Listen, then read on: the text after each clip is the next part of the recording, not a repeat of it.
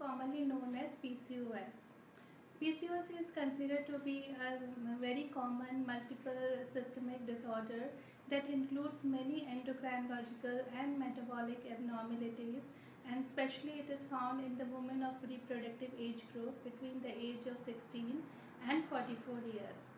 The incidence overall reported is 10 to 15%. So what is PCOS and when can we label that the woman is having polycystic ovaries syndrome? Normally the women with the PCOS, they will present with some kind of menstrual irregularities, that is either the cycle interval will be more than 35 to 45 days, or they might be having less than 9 cycles in a year, or at a stretch they will not have periods for at least 3 to 4 months. The woman might be having any other symptoms also, like acne or the increased hair growth all over the body, which is called hirsutism, as well as they will be having obesity, and especially the women with the PCOS, they are obese around their trunk, which is called centripetal obesity. So as such, their BMI is always higher than the normal BMI what we take. Along with that, the second most commonest symptom with the PCOS where women will present is infertility, and it is the commonest cause of anovulatory infertility, because the women who have PCOS, they will normally not ovulate regularly, and if they ovulate also, the quality of the egg that they are producing is not optimal. And some of the patients will have features of hypertension as well as the diabetes also, and increased pigmentation all over the body. So, but these symptoms are not only enough to label any woman with the PCOS, it has to be supported by other things also, and especially the ultrasonographic finding of the ovaries. The women with the PCOS, their ovaries are always bigger in size, their volume is more than 10 cubic millimeter, as well as they will be having multiple small follicles of the diameter of 2 to 9 mm, more than 12 in number in either of their ovaries. So this is the basic ultrasound finding, but along with this we do see some kind of endocrinological abnormalities, that is the patients will definitely have more androgen level, that's normally called the male hormones in the body, and that will lead to features such as acne, hirsutism, as well as the increased hair growth all over the body, and obesity. And these features will later lead to infertility, which is very commonly seen with the patients for the PCOS. Along with that, there is a high incidence of insulin resistance in the body, and that in turn leads to increased insulin levels, and that in turn leads to multiple metabolic and endocrinological abnormalities in the body. Along with that, the patients will have some metabolic problems like impaired glucose tolerance, that will later lead to diabetes, and as well as the dyslipidemia also. So these are the commonly present signs and symptoms with the PCOS. But what is the cause for that? The cause for PCOS is usually genetic. It is commonly seen that the women who have PCOS, they have a strong family history of diabetes and certain autosomal disorders in their families, and the siblings, females, they usually are obese, and they do also have symptoms for the polycystic ovaries.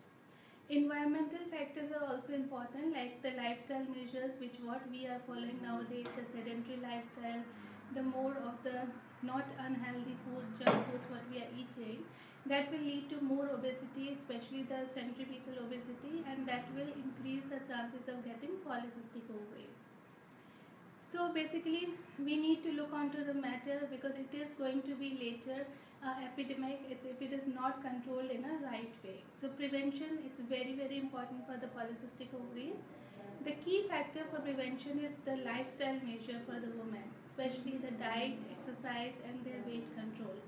It is normally advised that the women who have a BMI of more than 25, they should definitely try to lose their weight at least 5 to 10%. And the women who have BMI of 19 to 24.9, they should always try to keep their weight on this level only. So this is normally can be done, of course, with the right exercise and the right amount of food that what we are going to eat. Along with the prevention, there is definitely cure also available for the polycystic ovaries, but the only hard part is that you cannot cure polycystic ovaries itself, but we can only cure the symptoms what it is causing. Like it is always advised that if the woman has no periods at a stretch of 3 to 4 months, they should definitely visit the doctors and get tablets to get the withdrawal bleeding.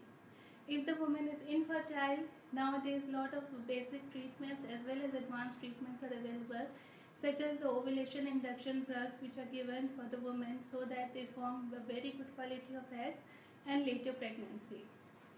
Along with this, if the woman has diabetes, there are certain anti-diabetic drugs which will work both for the diabetes as well as it helps in the ovulation also. Abnormalities in the lipid profile, if it is first detected with the polycystic ovaries, it is usually not advised to give any drugs.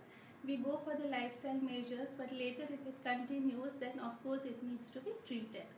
Hypertension, of course, it is very high, it has to be treated. So why we all keep on talking about polycystic ovaries, why it is very important? Because of the prognostic factors what it has later for the woman life.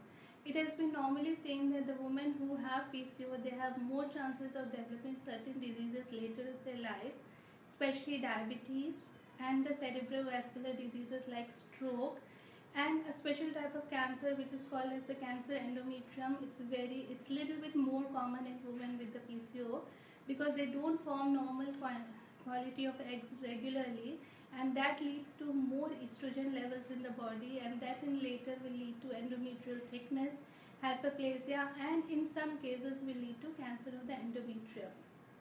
Because of the obesity what the women have, they are a little bit more prone for the stress levels and the depression and fatigue. That's normally very commonly seen with the women. And the other most common nowadays disorder reported with PCOS is sleep apnea. That women are more common to have the sleeping disorders as well as the snoring.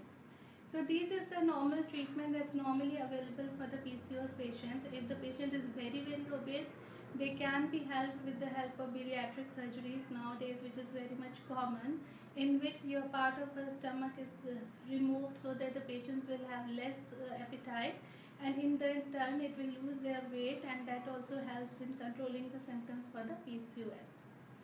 We have so many problems related to PCOS, but the good thing is that not every woman who have PCOS, they will have some kind of problem.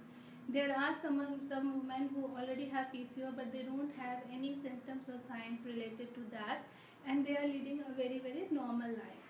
And there are some women who are very thin also, but they have PCOS, so they will not manifest the symptoms unless until they gain lot of weight.